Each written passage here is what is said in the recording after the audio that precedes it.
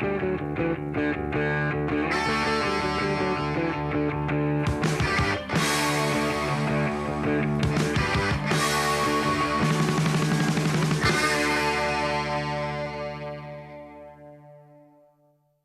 evening and welcome to the new Bugajski Hour from Washington, D.C. I would like to thank Voice of America for hosting the Washington episodes of my show for RTK. And today I will be discussing important international questions with a major security analyst. Our guest on the Bugajski hot seat is Peter Doran, Vice President of the Center for European Policy Analysis in Washington, D.C. But first, my political commentary on a key international topic is entitled Problems with Liberalism. The terms liberal democracy and illiberal democracy have become commonplace in our political vocabulary. But instead of enhancing our understanding of contemporary politics, the phrases serve to assist the adversaries of democracy, who disguise themselves as Democrats. There are two negative consequences of trying to ideologically qualify democratic systems with liberal or other labels. First, it muddies the concept of liberalism and conflates it with specific ideologies and policies. And second, it allows various non-democratic forces to claim that they are also Democrats who are simply qualifying their own version of democracy. In the US in particular, the term liberalism is linked with government intervention in the economy and the broad welfare system. In Europe, liberalism has become closely associated with globalization, monetarism, and the loss of national sovereignty to international institutions. As a result of these definitional developments, anti-liberals have become proud of the term illiberal democracy. Indeed, the more they are attacked as illiberal, the more emboldened they become. Some non-liberals prefer greater specificity and define themselves as conservative Democrats or patriotic Democrats in stark juxtaposition to liberal Democrats. Although most conservatives and patriots are Democrats and respect constitutions and the rule of law, some populist politicians seeking to restrict political competition adorn the mask of what seems like a democratic alternative. But instead of underscoring that undermining the system of checks and balances is undemocratic, too many analysts assert that it is illiberal. Any qualification of the term democracy also allows outright autocrats to pose as Democrats. The most pertinent example is Vladimir Putin's managed democracy, a term developed soon after Putin assumed power in the year 2000 to camouflage his reversal of democratic development. Putin has regularly jumped into the liberal and globalist narrative by either attacking Washington for its avowed attempts to create a unipolar world or berating Brussels for imposing an unpopular liberalism. Moscow's message is that liberal Democrats are only one variant of democracy. Avoid saying a few words about SIPA itself. In other words, what is it that SIPA does? Plus recent developments. General Hodges, as we know, is now joining the organization. And you also recently returned from Poland, where we have an office, a Central European office. So could you tell us a little bit about recent developments? Sure. Well, as you know, CEPA, the Center for European Policy Analysis, is the only US-based think tank focusing specifically on Central and Eastern Europe. Mm-hmm. The organization got its start for two main reasons. One, it looked like think tanks in Washington were doing a lot more tanking and a lot less thinking as time went on. Mm-hmm. And so CEPA started out with the idea that we would focus on analysis, policy analysis. And we would specialize on what we saw as the most important part of the world, Central and Eastern Europe. Mm-hmm. This is where the wars of the last century happened. This is where genocide occurred. This is where the unsolved geopolitical questions of our time. The bloodlands, as Tom Snyder. The bloodlands, as Snyder called them. Mm-hmm. And that was over a decade ago. Since that time, we have grown and continued to keep to our mission of focusing on the themes of Atlanticism and on European security. One of the reasons that I was in Warsaw, as you said, just recently, was to do an expert seminar on land warfare. Mm-hmm. This is an important question because when it comes to these big think ideas about how will 21st century armies fight, how will NATO protect itself, What's the role of frontline allies? What's the role of the United States? These are questions that are still unanswered in many ways, and that is the perfect point for a think tank to enter the scene and to start providing actionable recommendations and findings that can be turned eventually into policy. We have an office now, as you said, in Warsaw. Any plans for any future offices in maybe in the Balkans and Southeast Europe? Well, certainly Southeast Europe and the Balkans are absolutely important. When I talked about the importance of Central and Eastern Europe and all of the unsolved legacies of the past, the Balkans represent, I think, one of those areas where a upfront investment of U.S. political capital, of European attention and European political capital could yield significant dividends down the road in the form of peace and security. And tell us about General Hodges, who's joining us in September. Well, as many people know, General Hodges is one of America's greatest warriors. He will be ending his time in active military service, and when that occurs, he is going to be joining SIPA as our new Pershing Fellow. We called it the Pershing Fellowship in reference to, of course, General Blackjack Pershing. As many of your viewers might recall, this was the American general who led American forces in World War I. We are now at the 100th anniversary of the arrival of American soldiers to that terrible conflict. It's important, though, for a couple reasons. One, like General Hodges, General Pershing had to be a warrior diplomat. He had to navigate the U.S. alliance structures, the changing impact of technology on warfighting. And we thought that this would be the perfect homage and legacy that someone like General Hodges could continue to look at those big questions in security and allied defense and to provide actionable answers that would ultimately make Europe more safe and secure. For our viewers, General Hodges is, of course, head of the U.S. Army in Europe. Is retiring and is coming in September, I believe. That is correct, yes. With SIPA. Okay, thanks, Peter. So let us dive into U.S. foreign policy, something that you cover, I know, quite a bit in the media, in the across the political spectrum here, from Fox News to CNN. But anyway, at the beginning of July, President Trump visited Warsaw. He visited Hamburg, where he met with Putin. Aside from the G20 meeting, how successful would you say his trip was to Europe, particularly in the security sphere? Well, I think there was one thing that the president had to say, and he delivered, and that was he needed to articulate that America was committed to the security of its allies in Europe, and the president did that in Warsaw. The choice of speaking in Warsaw, I think, was significant because Warsaw is where the great historical statements are made. If you think of, for example, Pope John Paul II going to Warsaw and inspiring Poles to be not afraid in the face of communism, Warsaw is where history happens. And so for the president's visit, standing at the memorial to the Warsaw Uprising, he threw down the gauntlet in defending the West and in looking after the security of America's allies, and also answering the real challenges of our time, I believe, whether or not we're talking about North Korea or ISIS or the unresolved questions over the future of Syria. This was the setting that the president chose. Importantly, he went to Warsaw first before he met with Putin. So we all saw a little while ago the handshake scene around the world of Putin and the president shaking hands. But the optics, as is often said, statecraft has a little bit of stagecraft to it. And the optics of this visit were important. The president went to Warsaw first to talk with America's most important and largest ally in Central Europe, and then he went to Germany to meet with Putin. That's significant. He also met, of course, with leaders from 12 other or 11 other Central European countries who were there for this 3Cs initiative. Indeed. Which I think is also important in the statement that he made vis-a-vis the region. What about the meeting with Putin? Do you think, I mean, it's interpreted in different ways. Obviously, there was a spin on both sides, particularly the Russians tried to interpret it in a particular way. How do you see this sort of impartially? Well, a lot of the post-game that we're seeing from this Putin-Trump meeting is a lot of he said, she said, different interpretations. I was not in that meeting. Almost no one was.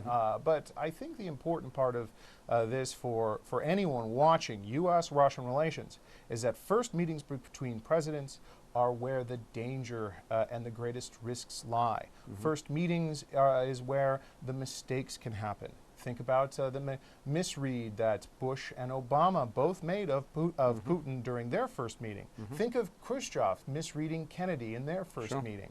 When American presidents meet, it is historic, but it's also one of the most dangerous points in U.S.-Russian relations. Expectations are so high, the idea that this president could do something that the previous president couldn't, I completely agree with you, yeah.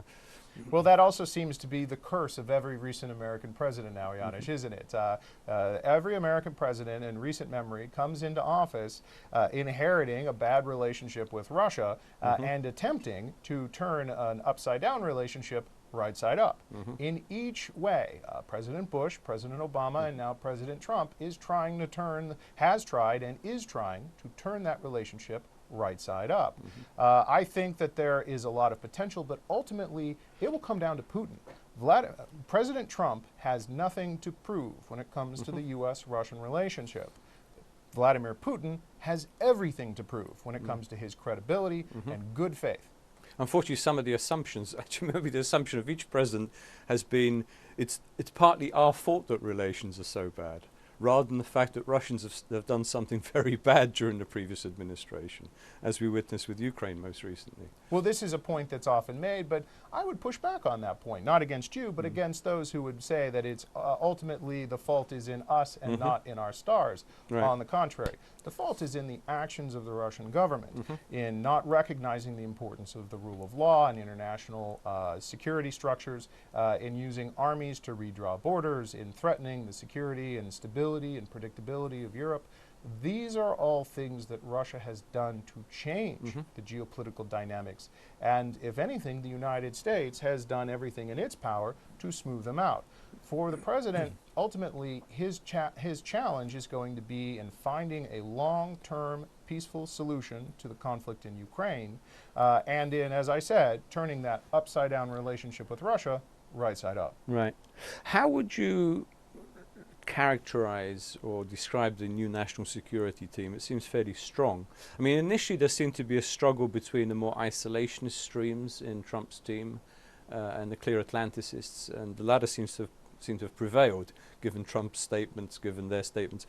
How would you describe this? Frankly, I take a lot of encouragement from the current national security and diplomatic team. I mean, step back and look at who we have in place right now. General Mattis, strong American warrior, great Atlanticist, understands Europe.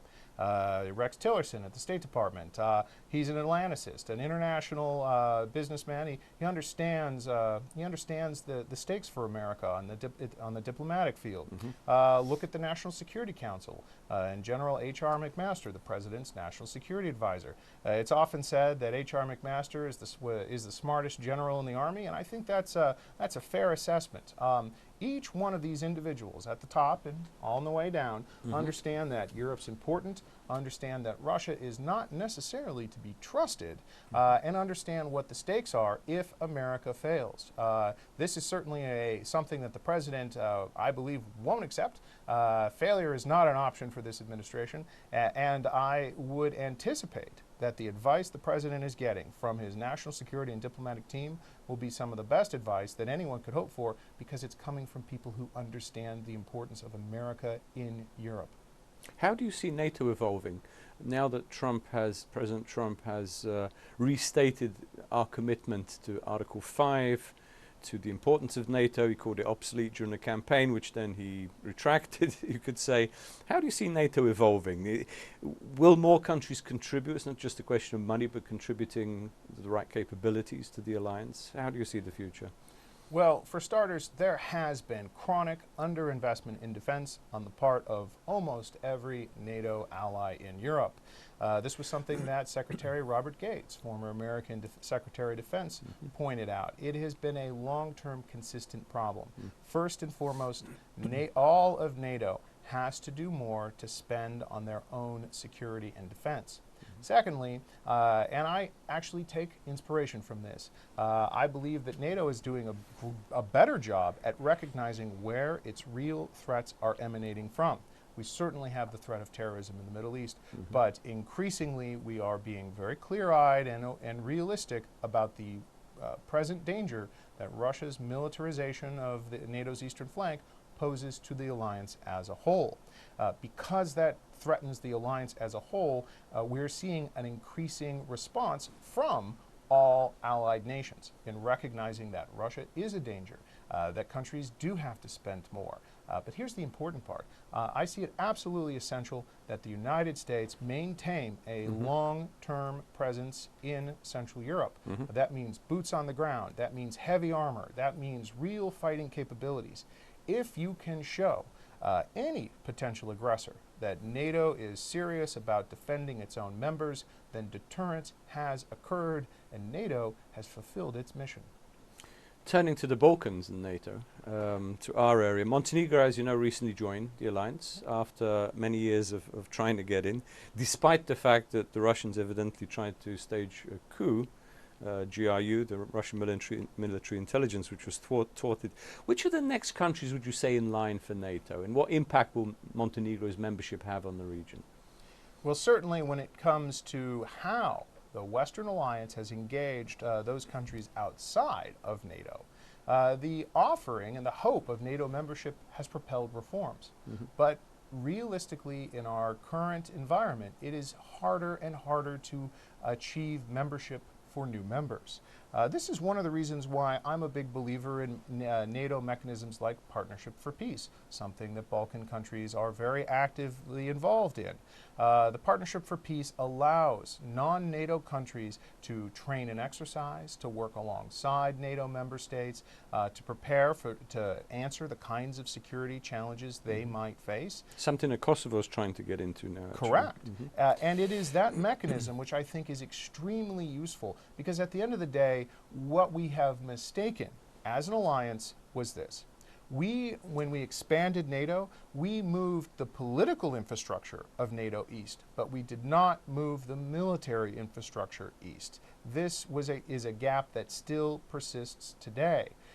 So when we think of NATO, it's important to stop thinking about it as a political club that everyone should be a member of, and it is absolutely essential to start seeing NATO as a real fighting force that defends against real threats.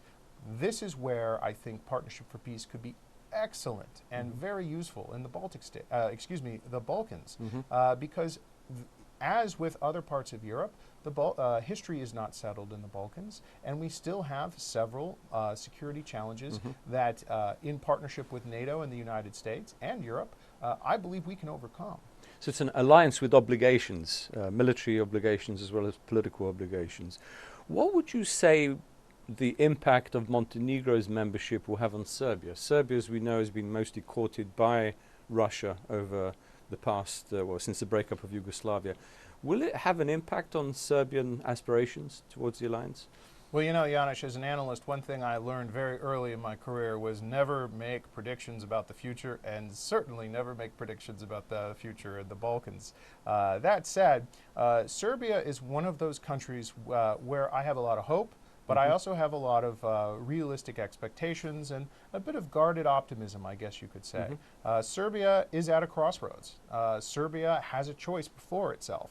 What direction does it want to go? Does it want to more fully integrate into the geopolitical order of the American-led military alliance in Europe, or does it want to increasingly become part of Russia's order? That is a choice that ultimately the Serbs have to make for themselves. But I think through mechanisms like Partnership for Peace and the investment of political capital in the Balkans, we can at least demonstrate that the door is always open to Serbia. And hopefully there will be no blockage, as we saw in the case of Macedonia, which is, despite the fact that it's fulfilled, it's participated in PFP, it's received several maps, it's met the criteria, is still blocked by Greece from entry. You know, I think we will all cheer when that day comes, that Macedonia becomes a full member of the military alliance.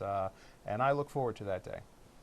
And of course, for the people in Kosovo, they would like to be NATO member tomorrow. It's going to be a long process, but presumably it should be supported. Obviously so, but at the same time, it's again important to remember that membership in NATO isn't just joining a political club, it's joining an alliance where your security is part of everyone else's security. We see that right now in the Baltic states, where countries from across the NATO alliance have deployed real fighting power to the front lines of Europe to demonstrate the alliance's resolve and to show that NATO protects its own. This requires serious military investments on the part of its member states. And as Balkan countries look to increase their relationship with NATO, I think they will be advantaged if they demonstrate seriousness in the area of security. We'll come back to security, hard security, in a minute, but let me turn to the European Union. We've been watching for a long time now as there seems to be an existential crisis, as it's called, within the European Union. Would you say the EU is in jeopardy of disintegration after Brexit, or has the storm passed, the financial storm, the populist storm, and is Europe returning to some sort of muddled normality? I think at the end of the day, the Europeans are going to have to decide exactly what kind of union they want. Is this going to be a federalist superstate where the solution to all problems is the devolution of more power to Brussels? Or is this going to be in line with the original vision of the European Union? Let's not forget that the whole purpose of this was to prevent conflict between Germany and France. In that respect, the European Union has wildly exceeded expectations. We have enjoyed the longest period of unthreatened peace you'd have to go back to the history books to find a more tranquil part of history in Western Europe. That said, I think that the advantages to the European Union of borderless travel, of labor mobility, of political coordination are very important. And we know why. Because these are the things that Russia is trying to divide us on. Russia is trying to attack the European Union at the points where it is strongest. Those points being political cohesion, internal societal agreements about the efficacy of democracy, about the importance of countries joining together to solve collective threats. These are all positive things that the European Union stands for, and I think that is significant. Do you see a possibility of a multi-tier or multi-speed or multi-tier Europe developing, where some countries are more tightly integrated, Germany, Austria, Benelux, and so forth, maybe France, and others, let's say Central European, South Europeans, have a much looser relationship? You know, the trend lines of two-speed Europe, as it's been called, a multi-speed Europe, have been emerging for quite some time. Obviously, membership in the European currency is a great distinguisher, but many countries like Poland look at this and say, well, we know we're contractually, we're obligated by treaty to eventually join the euro, but they find advantages to still remain outside of the euro. I think the important point is this, that membership in the Union has to be about maintaining the Western order that we have created since that 1989 moment. That's ultimately what the European Union is about. It's not about determining how big a banana can be if it's sold in a shop, or the size of hubcaps that have to go on cars. I actually take a step back and I look at the real purpose of the European Union, and that is to maintain homogeny and strength inside Europe. This is ultimately a net benefit for the United States, and it's a net benefit for the members of that union. And that, again, that's what we're fighting for in maintaining a cohesive transatlantic relationship and a cohesive transatlantic alliance. And presumably that includes embracing other aspirant countries into the Union. I mean, should European Union, Croatia was taken in a few years ago. Should the European Union take in more Balkan countries? I'd have to wonder right now if the European Union is ready to take in more countries, given all of the attention on Brexit. I actually think for the short term, Brexit is going to occupy the attentions of the European Union to the exclusion of every other major initiative. It is unknown exactly what kind of Brexit we're going to have. It is unknown what kind of European Union will exist post-Brexit. For the time being, Brexit is going to be that one unsettled question that until it is sorted out, new membership is probably further down the road, not closer. Right, despite the fact that most of the Brits, or small majority, let's say, want to leave, not the Scots, not the Irish necessarily, but countries in the Balkans certainly want to join because they do see the advantages of European Union entry. Would you encourage them to try and meet those standards, to petition for entry, to get into candidacy status, to open up the chapters of the acquis? Absolutely, for one specific reason, and that is homogenization with the European Union's acquis actually provides manifold benefits to the countries that adopt them. Look at the case of Ukraine. I think that Ukraine is still sorting out some of its own internal political dynamics, but at the end of the day, its long-term negotiation with the European Union to become an associate member actually was a very powerful motivator to push forward reforms that might not otherwise have happened. In the case of Balkan countries, I think that pushing forward with similar kinds of reforms will be extremely useful in ensuring that that every single country in the Balkans is more economically vibrant, is more primed to benefit from trade, and again, takes advantage of this massive trading bloc right there on their doorstep. Given the situation in the European Union, how do you think relations between our administration, Trump administration, and EU are likely to develop? For instance, in the trade question, Trump did espouse a more protectionist, anti-globalist, anti-free trade, more in sort of bilateral trade agreements with European Union, which is very difficult because it's a single bloc. In practice, of course, the EU or Europe is America's largest trading partner both ways. So how do you think this will develop? Well, Janusz, at the end of the day, I'm a free trader. I actually believe that countries that trade together tend to stay together when the chips are down. By eliminating barriers to trade, it benefits all sides. One of the points, though, and this is significant, that the president made, and oftentimes it's neglected, is that we have to prepare our own societies and our own economies for the impacts over the short term of these arrangements.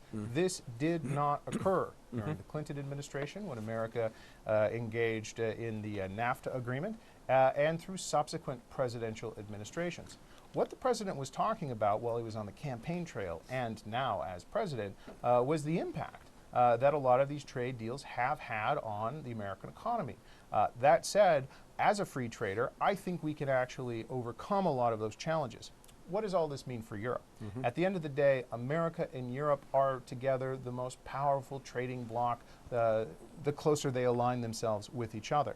What we can't have happen, though, is to have to use trade agreements to tie American industry, tie the hands of American industry. This was ultimately the sticking point in the U.S. and European trade relations, as I see it. But all of this is in the rear view. The important part is what's coming ahead.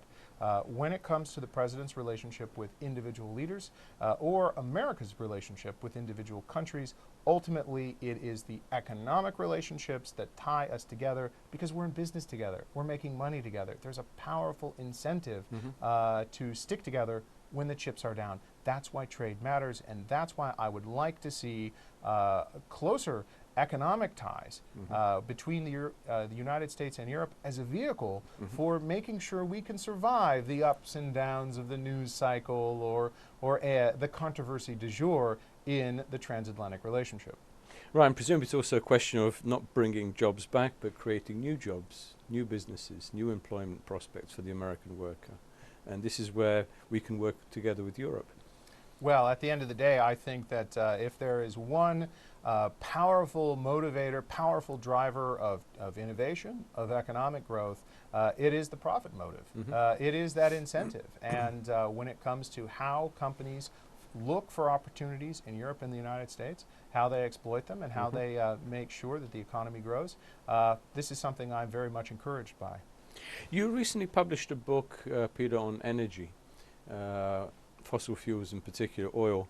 Can you tell us a little bit about the American-European energy relationship, which is now beginning to change with our potential export of shale oil, shale gas? Could you sort of enlighten our viewers a little bit where things stand? Well, one of the interesting things, obviously, you're referring, and thank you very much for that, is to Breaking Rockefeller, which was my book that I just published, available now in softcover. But one of the important lessons that I found in Breaking Rockefeller was that there are powerful linkages between oil's past, energy's past, and our present. And so one of the things that I did in Breaking Rockefeller was to look at how the world went from coal to oil and apply that very same template to our own day and age, and to understand how the world is going from a hydrocarbon-based economy to something that's fueled by alternatives. Interestingly enough, once you do that, the connections become all the more powerful. One of the interesting lessons here is in the revolution in American energy. We've seen it, as you said, in new technology marrying with old techniques and producing a strange new normal, Janusz. We're fast approaching a world of energy abundance when our mindset was cued to energy scarcity. That world of energy scarcity is falling away. What does all this mean for Europe? Well, it looks like the United States is, for the very first time, in a position to export large volumes of energy to countries around the world that need it. Certainly, this is welcome news to countries like Poland. I anticipate it to be equally welcome to countries like Hungary, also in Central Europe. Obviously, I'm encouraged by some of the developments in international agreements between, for example, Croatia and Hungary on natural gas transits from LNG terminal. What should be a new LNG terminal on the Adriatic coast. These are all powerful motivators to something that politicians can't control, and that is the free market. Because once you can create a profit incentive, a financial incentive to diversify away from Russia, it becomes more than a political project. People are actually finding ways to make money through diversification away from Russian energy dependence. That is something that I think must be supported, and I'm encouraged by the role that the United States can play in that. And as you know, in terms of energy also, Azerbaijan is in the process of this pipeline, finalizing the TANAP and the TAP pipeline, which will pump a certain volume of, can't remember the exact volume, of Azeri gas through Turkey to the Balkans and to Italy, with the possibility that the BCMs will be increased in the future. Presumably this is an important project also for America, because it diversifies energy supplies in the region. Well, one of the interesting lessons, again, from history is that Azerbaijan was one of the first great oil states in the history of the world. And one of the fun parts about researching Breaking Rockefeller was I got to explore the original backstory behind the rise of oil in the country that would be, the place that would be Azerbaijan, in around Baku. What does all that mean for the 21st century? Well, diversification matters. Obviously, it is in no one's interest but Vladimir Putin's to have everyone in Central and Eastern Europe overly dependent on Russian oil and gas imports. This means finding an alternative. As politicians in Europe have learned, it is not an easy thing to simply say, we want diversification, we want different sources of energy. You actually have to go out and bring that energy from where it is to where it's needed. This is where Azerbaijan matters. I take encouragement from all efforts to diversify away from Russian energy dependence. This makes countries more resilient, it increases their own sovereignty, and gives ultimately consumers options. That's what we're trying to achieve, and I take encouragement from the efforts not just through Azerbaijan, but also through American natural gas exports and others to diversify Europe away from Russian dependence. Russia, NATO, let's go back to hard security again in the Balkans, and actually wider regions, Eastern Europe, Central Europe, Southeast Europe. Under Obama, and partly as a response to the threats against the Baltic states, the invasion by Russia of Ukraine, annexation of Crimea, we developed something called the Enhanced Forward Presence, with the presence of mixed rotating troops from different NATO countries in the frontline states. Do you think this will continue under the Trump administration?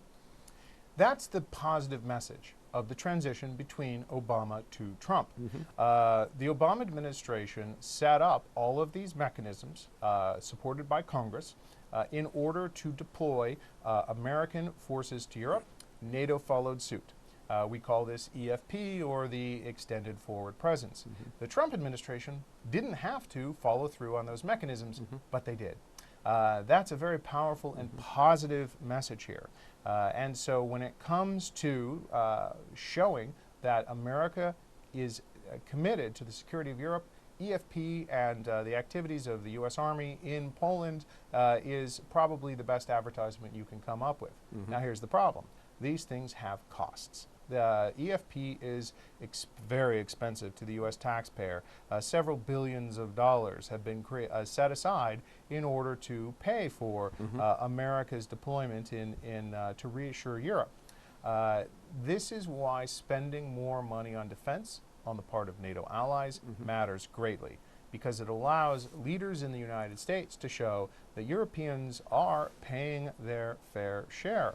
And we saw just recently how President Trump recognized the role of countries like Poland in paying not more than their fair share, above and beyond the NATO benchmark for defense spending. This is where Europeans can do a lot to help themselves by showing they are committed to defending themselves, and the investments that America makes in European security actually are going to pay dividends over the long term. Right. Question, for example, in Kosovo is, will Camp Bondsteel remain? I mean, even though the number of US troops there is, I think, down to something like 600-700, it's still an important presence, a symbolic presence, but also a concrete American visible role in the region. Will that remain, do you think? I think so, because at the very human level, American soldiers who have rotated through and spent time in Kosovo, I have conversations all the time with soldiers who spent time in Kosovo, and then they take that experience, a very positive experience, with them throughout the rest of their careers. In a sense, this constant rotation of American soldiers has created a organic awareness and a constituency here about the importance of stability and security in the Balkans, and also that when America actually acts in order to protect people and to maintain security and stability, there can be significant and historic wins. This is important, and it's often something that we forget in the ebb and flow of the daily or weekly policy debate. Kosovo matters greatly because it shows that American power, used correctly, can actually achieve positive outcomes in the world. Turning now to Russia, Russian subversion in the region, not just military. We mentioned a coup attempt in Montenegro, but most of the Russian methods are through other means: disinformation, corruption, energy, as we've mentioned. What else can we do? What should America be doing to prevent Russia destabilizing the Balkans? Well, I think if we ask ourselves that question, we have to take a step back and first ask, what is it Russia's trying to ultimately achieve? And when we assess that question, the answer is pretty clear. Russia realizes that it is relatively weak compared to the West. Its effort against all of the West is to divide us, to distract us, to sow division amongst our ranks, and so that's the strategy. To compensate for its relative power weakness, Russia is playing a very sophisticated strategy of division and distraction. Propaganda, subversion, these things are means to an ends. When it comes to how do we respond to something like that? Well, it is probably one of the trickiest strategies to create a counter strategy to, if you will. What is the solution to chaos? You know, it's a hard one to answer. At the end of the day, though, I think if countries, at the end of the day, I think we need to ask ourselves, what is it we're playing for in Europe, in the Balkan states? And I take a very powerful lesson.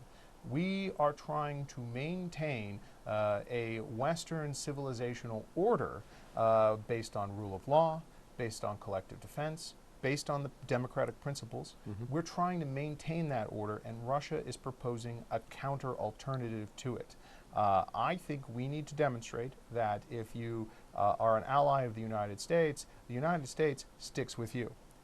If you commit yourself to democratic values and principles, democratic governance, that this is a better way of running your country than Putin's authoritarian model. At the end of the day, I think Russia is going to run out of time. I think the pressures that Putin and his oligarchs and power centers face are significant. And I know that we are stronger than Russia because of our democratic efficacy, because of the principles of collective defense. And this is a powerful lesson that countries in the Balkan states should take. At the end of the day, the Euro-Atlantic order provides greater benefits to their own self-interests than anything that the Kremlin can offer. All right. Another subject, before we finish, I see we have a few more minutes. One of the centerpieces of Trump's foreign policy has been counterterrorism in all its forms. Will this mean a revival of George W. Bush's policy of intervention in countries, whether Middle East or elsewhere, where radical Islamists have a presence, from where they plot and plan terrorist attacks on Western facilities, Western institutions, Western countries, Western capitals? Or will this mean, let's say, more international coordination in combating terrorism at home, or maybe both? Terrorism is one of those challenges that I think we will live with for the entirety of our lives. It is also a direct challenge, as I mentioned earlier, to this organizing principle of the West. Ultimately, the challenge of terrorism that we face today, emanating from the Middle East and other sources, is not about politics. It's a civilizational conflict. It's about the West versus the forces of disorder. ISIS represents those forces of disorder. I think that we can see a continuation from the focus on terrorism that we saw under previous presidents. I also take a lot of comfort from the fact that early into his administration, President Trump, for example, enforced that red line that Obama created on the use of WMD in Syria.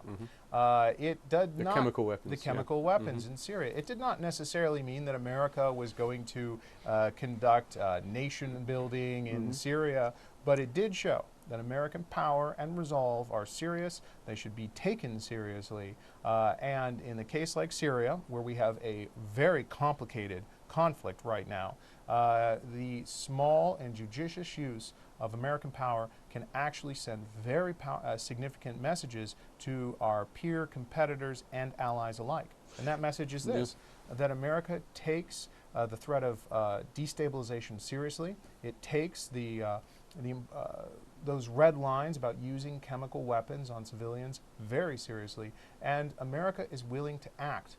That is a message that I think we got away from in previous years, and that's a positive thing that I take from the Trump administration. Well, it's interesting. I would, if you agree, I would add to that it tends to define terrorism not only as the activities of irregular forces, but a state can engage in terrorism against its own population, as we've seen in the case of Syria. That's a very important message to send, that America will take a stand on both. That is correct. Also, though, there's a lot more we can do in the West. One of the powerful takeaways that we saw in the wake of attacks in Brussels and attacks in Paris was that we need to do a better job communicating and coordinating amongst ourselves. Law enforcement agencies need to be able to talk to each other so they can track suspects crossing international borders in, say, Europe. Intelligence agencies need to do a better job of communicating and sharing intelligence.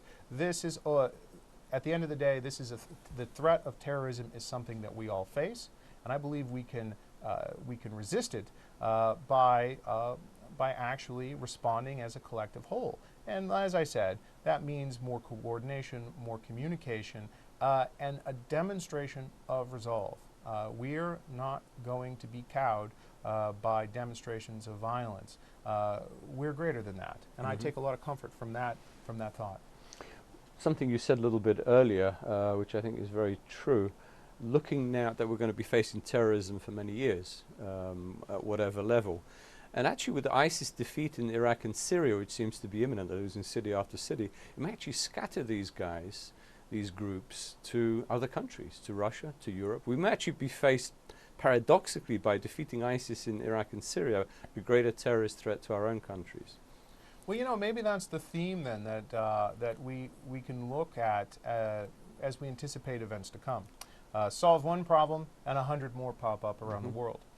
This is a very different kind of international environment than any leader has ever encountered in recent memory. These kinds of problems are not tactical. I actually step back and view them in the broader strategic sense. And when it comes to the challenge of ISIS, the challenge of Russia, or the challenge of destabilization anywhere in the world, we are ultimately seeing what Zbigniew Brzezinski identified as those forces of tension, always at play between order and disorder. And it falls to our generation, Janusz, of leaders and young intellectuals and academics, even humble think tankers like myself, to try and articulate clear and actionable solutions at the micro and macro level to this challenge of disorder that we face. You know, recently we saw that Zbigniew Brzezinski passed away, and I took a powerful message from his passing, and that is he left a legacy. Zbigniew Brzezinski left a legacy through his life that we should all live up to, and I think we can live up to that legacy by maintaining his vision of a Western international order that resists those very powerful and disruptive forces of disorder. And continuing his work. I think on that note, it's a perfect way to end the interview, at least for now. Thanks very much, Peter. I'm sure we'll have you back at some future date. Thank you for having me. Cheers. And you're always welcome to Kosovo. I'm sure people would welcome you with open arms. I'd be happy to be there. Thank you, Janusz.